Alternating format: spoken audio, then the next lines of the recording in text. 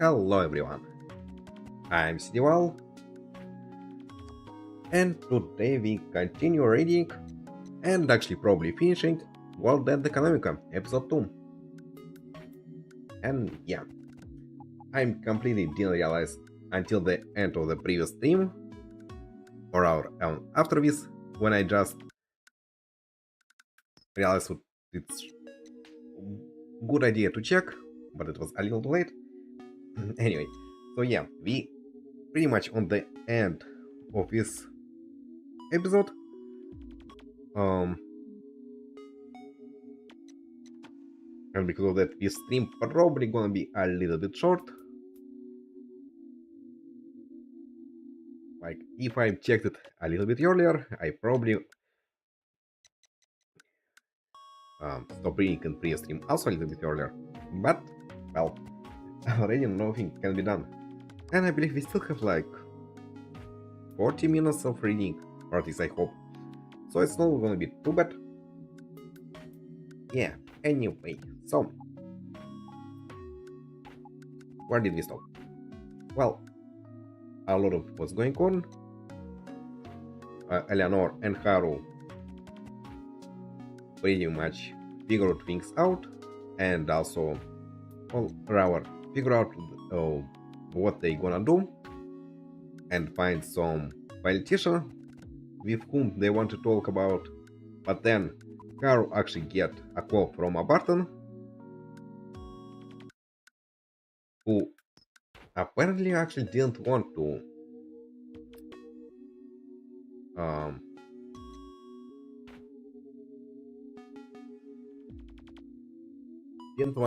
Haru lose money when it happened in the first episode, at least from what I understand. I guess he apparently actually gave a real information to Haru. It just changed on some point. Or something like this, I think. But yeah, anyway. So Barton actually now say to Haru what they making a mistake. We actually not sure what exactly. We trying to speak with this politician, or maybe trying to expose Avalon in general. So I think both things can be true. Because, well, firstly, this guy what they want to talk with, he is a politician. I'm not sure if he actually trusts for warfare. But if we also think it can be true about Avalon, well, Avalon kinda scammy corporation from everything what we know. But they also want their main purpose from understand they want to overthrow another corporation, Emerald Industries. So maybe there's a case when this Emerald Industries even worse than Avalon. And if Emerald Industries is gonna continue beyond the top, maybe it's something gonna happen. It's also possible. But another thing what happened, and with what we're gonna continue the stream, Haru finally understood what he kinda didn't pay enough attention to Chris, and pretty much ignored her and her feelings. And as well now Chris pretty much just disappeared, and Haru trying to find her. And yeah, this is when we actually stopped. Right in the middle of the action, in the middle of Haru trying to find Chris. So let's continue. Let me drink some water. Okay. I headed towards that place, spending what felt an extremely long time, sandwiched in between multiple indifferent individuals. When it is a bar, the weather was terribly chilly, with the cold literally cutting through my body. I wasn't walking with a light and casual pace. I was frantically scrambling my way, were with my there with my crutch. Oh yeah, I completely forget, but he is still injured, kinda. Well, at least he can't actually run. Oh yeah, it was hard to believe that back then I'd been able to run so lightly. Um? Yeah.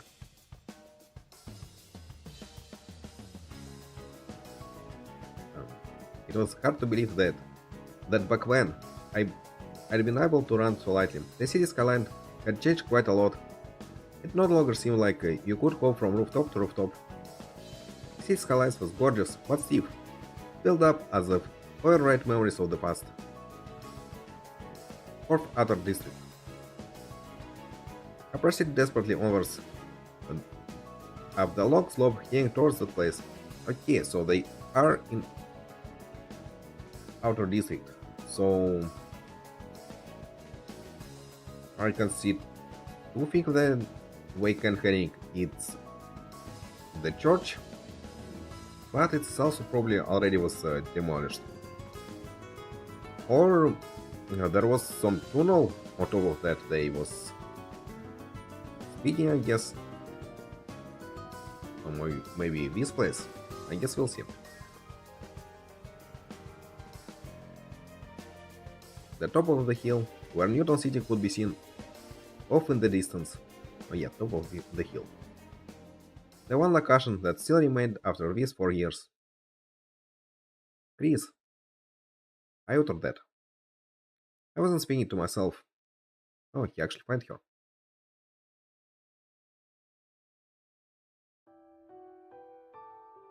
Chris was at the top of the tunnel. Hey, I actually remember correctly. Chris hunched over and crawling her knees, lifted her face slowly and flashed me a faint smile. Then she started to hunch her head over her knees again. Right after that, she raised her head again and looked at me. Her eyes widened in surprise. Al, I'm sorry. That was all I could say. I was about to bound up to Chris, as I had in the past, but I remembered I couldn't do that anymore. When I tried to climb up the side, Chris hopped down. Al, how did you find me? Her tone was more criticizing when surprised. Why would someone like you be in a place like this? It seemed like that was what she was saying. I thought this was the only place I could find you. Chris looked away, saying it as a pure white breath spilled from her lips. What about your work? She said that as if sulking. But regardless of the okay, I'm not sure. Music too hard only for me, or it's also a little too loud for you too. Let me make it a little bit quieter.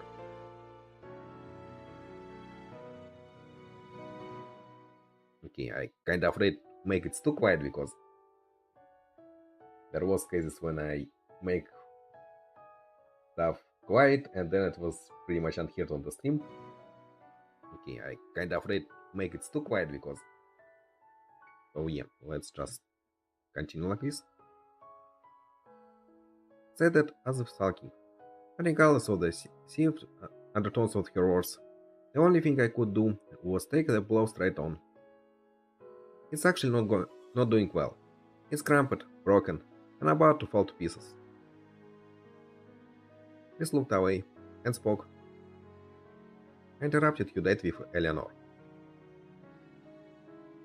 So, all of this time she actually was thinking what he dating with Eleanor?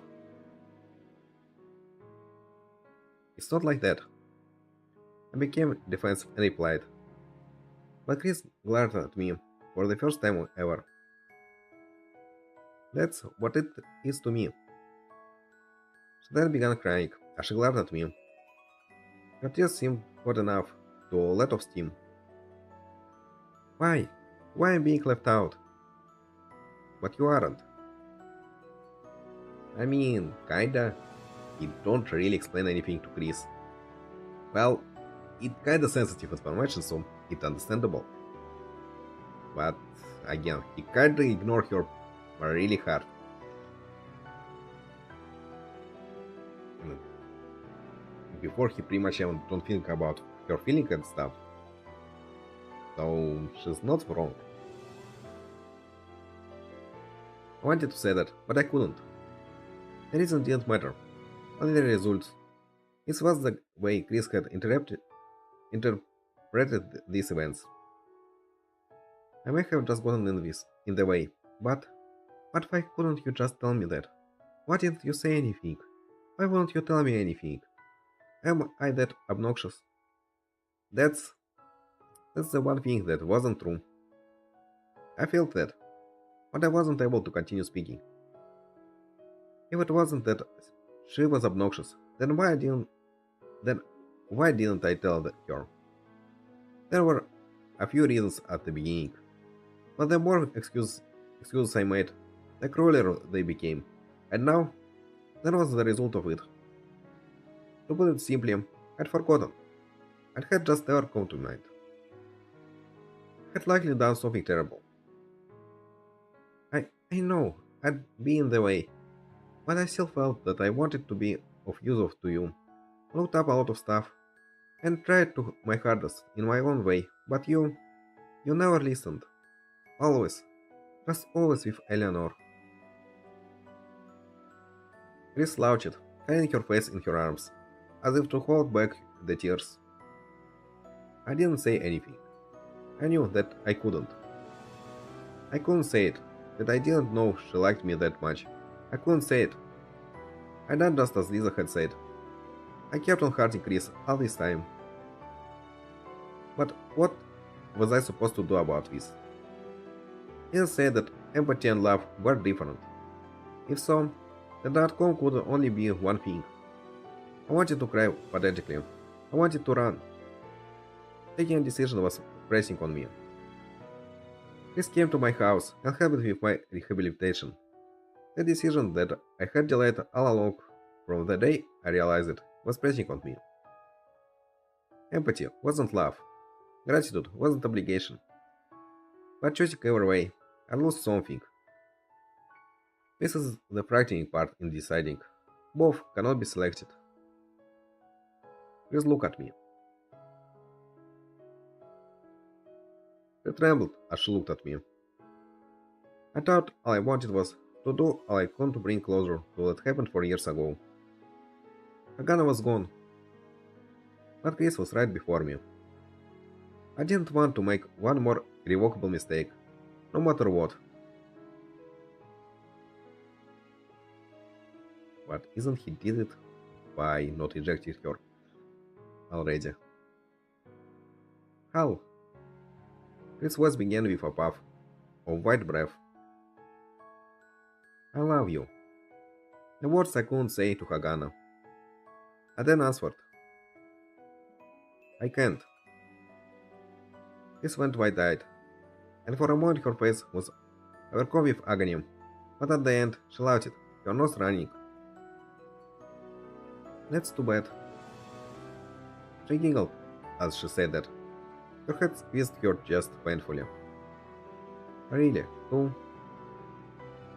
By choosing, you must lose something. That was how most of the world worked. How wonderful the world would be if you could meet everyone's expectations. Hehe, but for some reason, it doesn't hurt as much as it did with the stock trading. Large drops welled up and fell from her eyes, even as she stuttered out those words. He rubbed her face vigorously on her sleeve, then smiled. Stocks are a whole lot router, so how? Please look at me, speaking as if she was holding back the pain. Please, succeed in the short selling Avalon. If you fail, I won't help you with your recovery this time. Chris stuck out her tongue as she said the last part.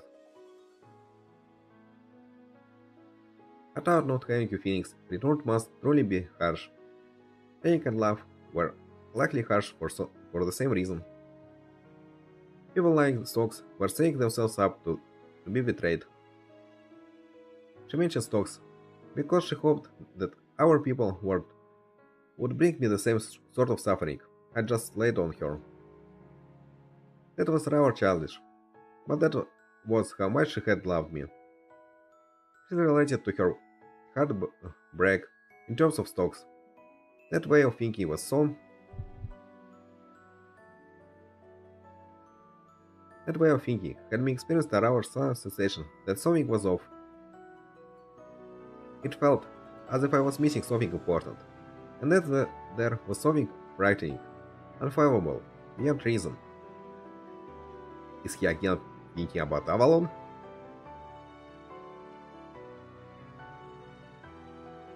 Choosing one meant one would be lost. I couldn't support both. Stokes always betrayed the expectation of one or the other. Yep. I kinda was hoping this scene with Chris gonna be at least a little bit longer. Well, obviously she already sunk, but still.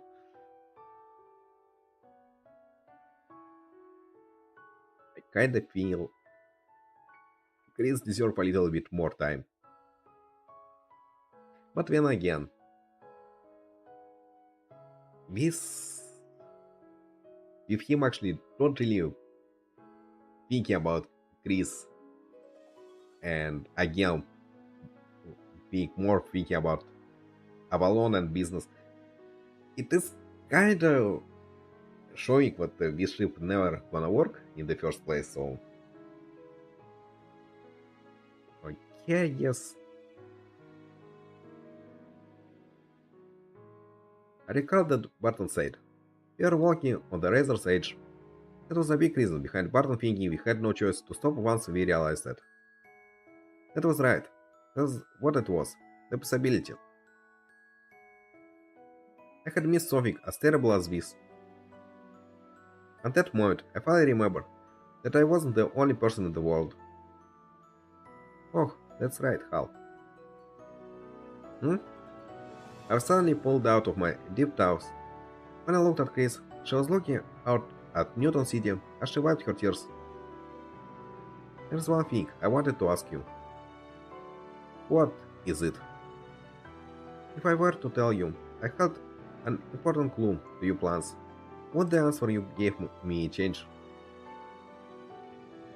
She asked a question to which she already knew the answer. No, of course not. I said that, then added this, probably without even hesitating. Chris called and gave a chuckle. She wasn't putting on a bold front, but rather was truly laughing happily. I'm really glad that you said that. That's a relief. That you wouldn't trade. Huh? Of course I knew exactly how you felt. But I'm glad you actually told me truthfully. So I really wasn't thinking of telling you, but he said that, then look at me. I tried to tell you so many times, but you were always busy with Eleanor. It's fine. I'll just find someone cool. Up at the Lunar City University. Hmm? Then, looking up, she ran to a roadside tree. She held her skirt and hopped up on the top of the tunnel. Then, after grabbing her bag and coming back, she said this as if it were nothing at all. You're looking into Avalon's illegal activities, right? That's pretty simple. What? Avalon sales are likely they are pulled from the energy exchange market. I didn't comprehend the context of that she was saying. She walked away briskly, saying this after putting some distance between us. I did a bit of research into accounting. It looked like there was a method of increasing sale numbers. If the seller and buyer are the same. Oh, That was their trick for buying and selling generators on empty land plots. So, turned out. Wow, the creators of the market can just do whatever they please. Because, well, they could just buy from a seller, then sell that off to buyers. And that'd be, depending how you put it, the same action as storing something and then selling it, right? Book balancing, I think. When the buyer, seller, and in- intermediary are all yourself, then you're free to mess with the numbers all you want. I held my breath as Chris explained this. I, literally, was not breathing. If you're both the buyer and seller, then you can put out the profit from the balance as much as you want. I had a feeling, and when I looked at the numbers, they matched up perfectly. I don't think you could say that's a coincidence. So, I think that's why they're showing off the energy exchange market to everyone. So, there'd be more people, and so there'd be more output. Then, just as they were pretending the sales were increasing, they could fake out whose profits made. He spun around, pinning with a hungry grin. Um, Cocktail grin. I bet you're thinking, I'm sure glad I kept you around as a friend, aren't you? I responded to Chris, who was looking awfully grown up. Probably, probably because she was so far away. You, you are a friend. Hehe, nice as always. He said that and began walking off. Al? When she realized a hand began walking, he turned around and called to me.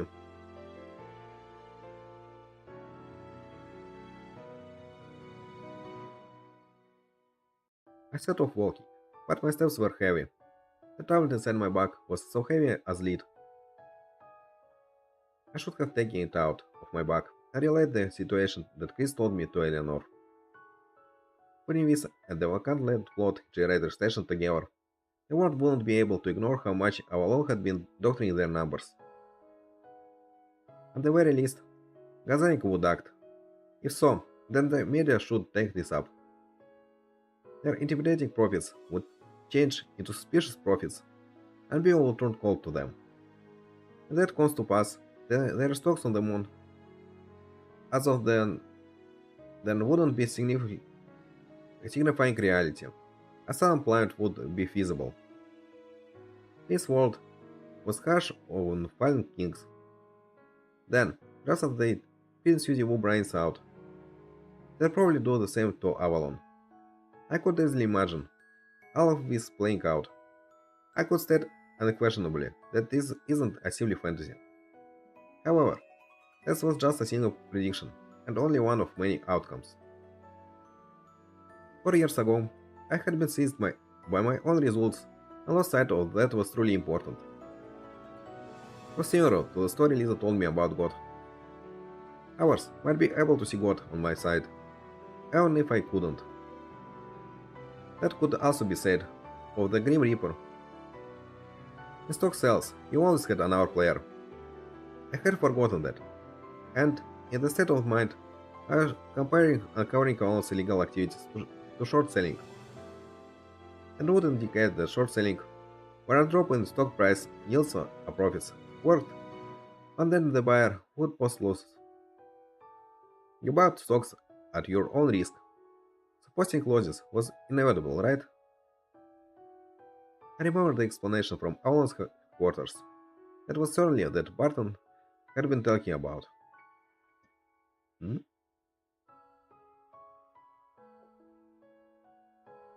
Our employees list their pensions back in our company stocks and manage them. They just went to show they understood that it was the most wonderful choice they could make for securing their retirement. Even if Avalon was evil, the people working for Avalon were, by any large, without fault. And even if that wasn't the case, Bush, Swetzer, and the other people should still be in Avalon. Causing a crash in their stock, war would also mean bankrupting them. And even if not, they were if we were to ruin Avalon. It would mean leaving lots of people stranded on the wayside. I finally understood what Barton meant by it being unexpected. Mm, but is it also a good idea allow them just continue be scammers and continue with them doing this stuff with solar panels? Because, as I said before, energy important for the moon. Isn't I kind of feel it's just gonna become a problem at some point if they just gonna left Avalon be like it to right now. I mean, I guess they can try and blackmail Avalon, but it's kind of a little bit dangerous.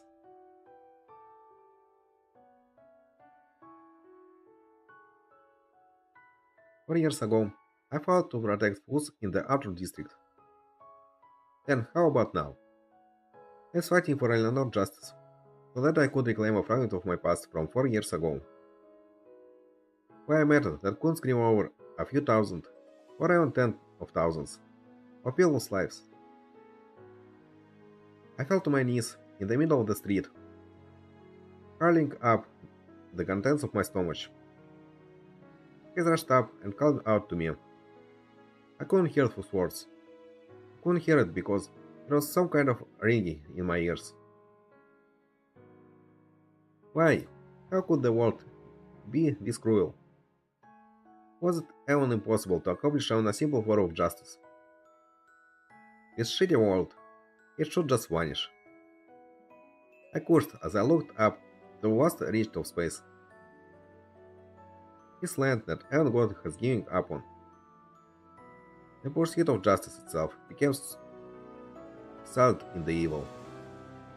I wanted to close my eyes and sleep, abandon Tav, and trust someone else with deciding. Please stop shaking me. Please don't try to wake me up.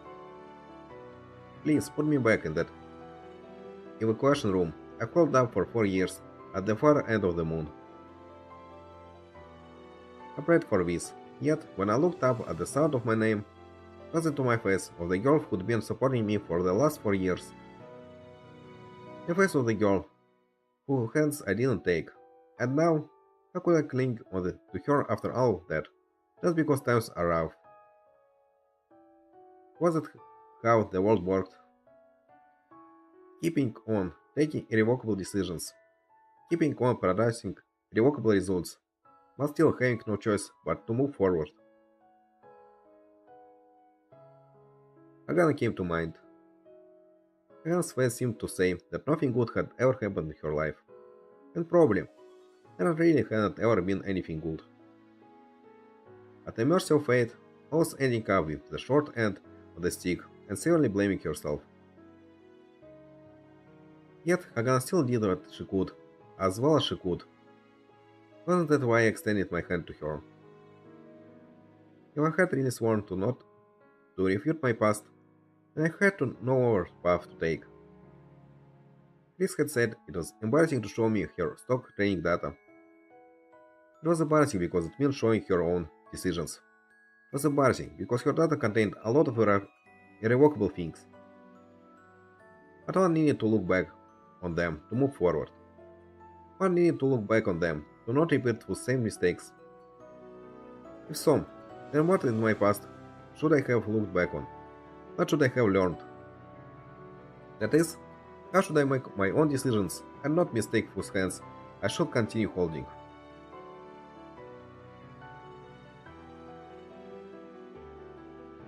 How? I'm fine. Sun returned to my ward when I clasped onto Chris' hand, desperately trying to stand up. I was not alone. I just had something on my mind. He looked at me with a faint smile. I spat a sour taste onto the streets and grinned, baring my teeth. The earthlings have a saying that really says a lot. Huh? It's a waste of time to think when you have no good ideas. I was mostly supported by Chris' shoulder, but I somehow managed to stand myself up. I have been racing for 4 years. Now I have to walk and go. But to where? I looked forward and spoke. To 4 years ago. I then oh, I then took out my tablet, feeling sorry as I ignored the call history from Lisa and Gerald and pulled up a number. Is it gonna be Barton? Or if it's gonna be Eleanor? I called and it went through quickly. I'm on my way over. The person on the other end was silent for a while. The reply was short. I'll be waiting. Okay, it's totally Barton. The call ended with that. Afterwards, after this, there would truly be a clash of philosophies. They would certainly also launch disparate counterattacks. But having come this far, I felt as doubt it didn't matter whether we toppled Avalon or not. Or maybe I'm wrong? What did matter was that I used all I had to do everything I could, going forward in all my beliefs and my decisions in the moment. Was that enough in this desperate world? I flicked my tablet, calling up the Knight of Steel. No, now he calling Eleanor, so before it definitely was Barton. Eleanor. Yes? Sorry for the wait. She was silent for a time. It could have been she was angry. Yes, then would it be fine to explain the details tomorrow? I've gotten some great ammo, but I like time to put it all in order. That being, the truth. I've no reason to say no. I shall wait for tomorrow. I shall contact Gazanika as well. Thank you. I was about to hang up, but then... Oh, Hal.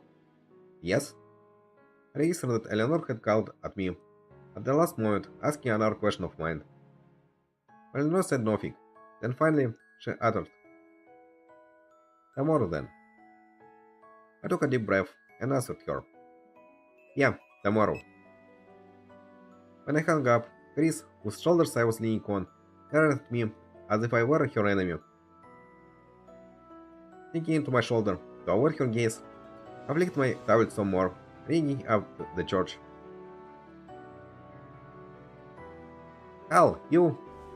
A shouting voice burst out from the receiver, sounding loud enough to break it as I pointed it at Chris without thinking. When Chris replied with, Lisa? Another burst of shouting exploded. Before the storm passed, I pulled the tablet back over to me and spoke softly. Lisa, I think I'll be leaving the church. Interesting. So it definitely decided to move forward. But what exactly he's gonna to do?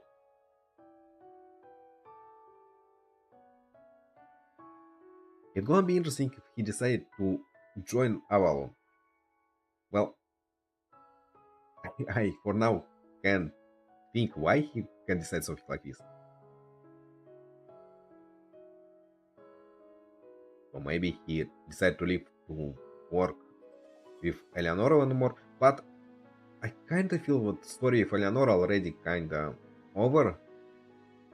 And since this episode also over, I kinda feel it's whatever he gonna do right now, it should be something big. So he got gonna completely set up story for the next episode. He was shouting ended there. Grace looked at me with a shocked expression on her face. I was about to continue speaking to the tablet, but instead I turned to Chris. Chris, it's not what you think. What? I gave one of my smiles in response. I focused back on my tablet. And then I said it. I think I'll look for Hagana. Ah, interesting. The absolutely very first words which had locked away my 4 last years. There was no first step I could take over than this. Goodness, really? And I'll bake an apple pie. Can you put Chris back on? Okay. Then, when I passed it over to Chris, I heard Lisa's voice saying, "You can hit him." Chris giggled, and after exchanging some words with Lisa, she hung up and gave it back to me. "I'll come over tomorrow and hit you." I tried to give a shrug, but being held up by Chris, I couldn't. People couldn't, people couldn't up, struggled up in their past, but they had no choice but to press forward.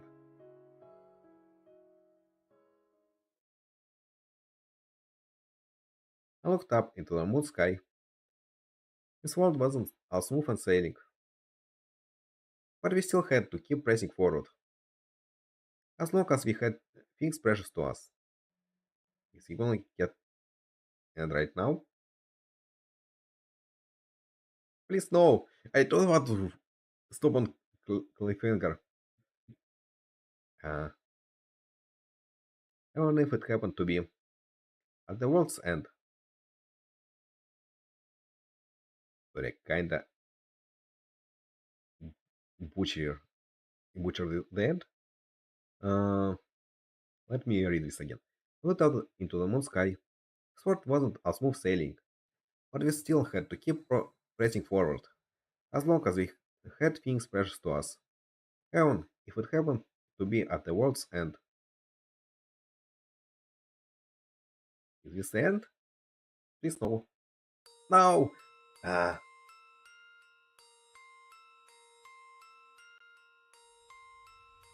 I was thinking we're gonna get some cut as it was after first episode for time skip for studying with time skip on the next one. Well, it still can happen. And by the way, if it's gonna happen, then we probably not gonna learn. There is chance they're gonna hide from us what he decided or with whom he gonna talk. By the way, nice song. Let's hope there's not gonna be copyright. But I believe I didn't get copyright strike after first episode, so anyway. So yeah, as I was afraid it was a really short stream. Well, I sorry, I kinda glad that it was ended with conversation with Chris. Yes, he rejected her, but it was already kinda expected. Actually, with how much Haru actually ignored Chris before, if now he suddenly decided to uh, I don't know, dating with her, it's definitely I don't feel wrong, so I guess it's nice ending, yeah. When it was a little bit sad because like well okay. I would say I kinda like this pairing, but again, with how much Haru actually ignored Chris, maybe not really. Okay. So what's going on? Why we didn't get to the title screen? There's gonna be some after credits? No. Okay. Now wait, it actually changed credits. Well, this kinda cool. Yeah.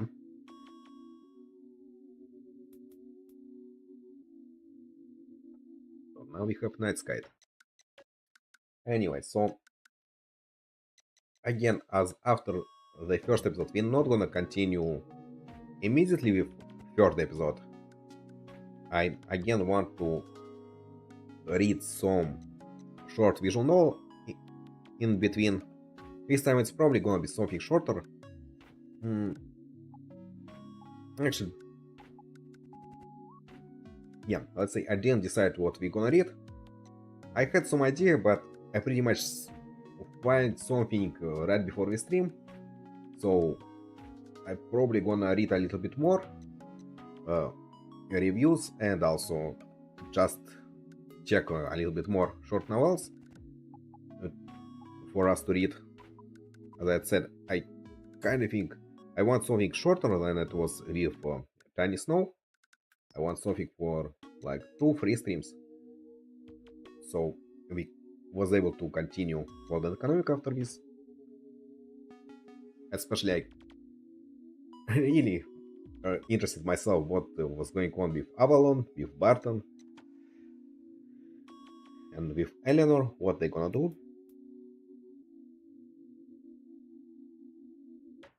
But yeah. Oh, obviously it's all for today. On next week, we're gonna start some new visual novel. I guess I'm gonna choose tomorrow and publish Shadow as usual on my main channel and on Discord. So if you want to check in advance, you can check. Well, as I already said, on my channel or on the community tab on my channel, or even better if you join my Discord, then you're gonna see more announcement about live streams, as well as we finally can talk, because I'm really lonely on my Discord server. There's pretty much no one here. But yeah, well, as you can see, for now I didn't make new shovel, but besides new visual novels, it's pretty much gonna be everything the same. We still gonna continue playing Minecraft in the next Saturday, and with all our games, we obviously still didn't finish them, so yeah, it's just gonna continue. But it's gonna be for the next week. But for now, goodbye. Have a nice day.